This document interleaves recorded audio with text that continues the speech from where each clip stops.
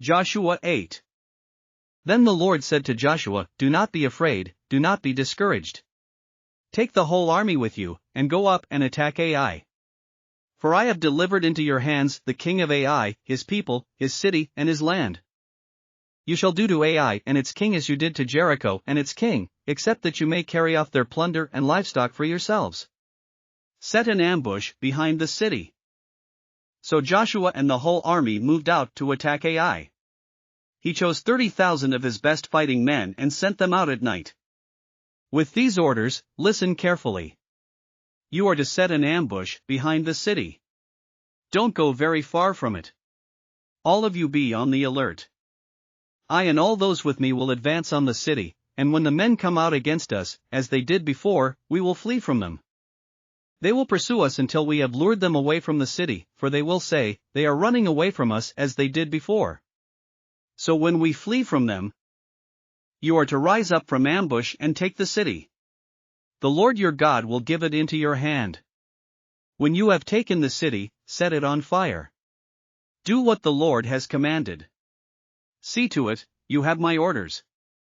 Then Joshua sent them off, and they went to the place of ambush and lay in wait between Bethel and Ai, to the west of Ai, but Joshua spent that night with the people.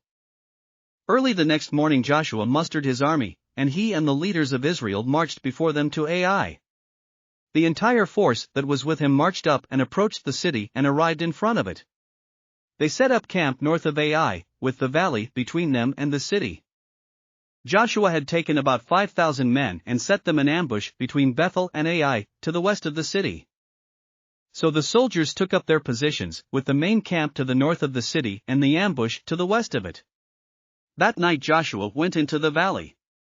When the king of Ai saw this, he and all the men of the city hurried out early in the morning to meet Israel in battle at a certain place overlooking the Arabah. But he did not know that an ambush had been set against him behind the city. Joshua and all Israel let themselves be driven back before them, and they fled toward the wilderness.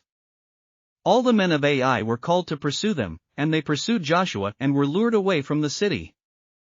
Not a man remained in Ai or Bethel who did not go after Israel. They left the city open and went in pursuit of Israel. Then the Lord said to Joshua, "Hold out toward Ai the javelin that is in your hand, for into your hand I will deliver the city." So Joshua held out toward the city the javelin that was in his hand. As soon as he did this, the men in the ambush rose quickly from their position and rushed forward. They entered the city and captured it and quickly set it on fire.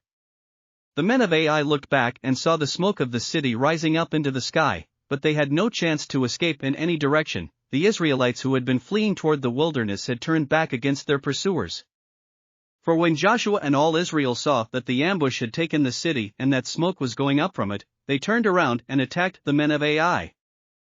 Those in the ambush also came out of the city against them, so that they were caught in the middle, with Israelites on both sides. Israel cut them down, leaving them neither survivors nor fugitives. But they took the king of Ai alive and brought him to Joshua. When Israel had finished killing all the men of Ai in the fields and in the wilderness where they had chased them, and when every one of them had been put to the sword, all the Israelites returned to Ai and killed those who were in it. 12,000 men and women fell that day, all the people of Ai.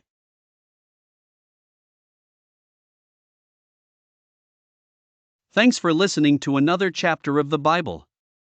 At My Faith Fuel, we believe a good coffee fuels your faith and energizes your day. Please visit myfaithfuel.com to explore our delicious coffee blends. Part of each purchase goes to training worshipers around the world. Thanks for listening.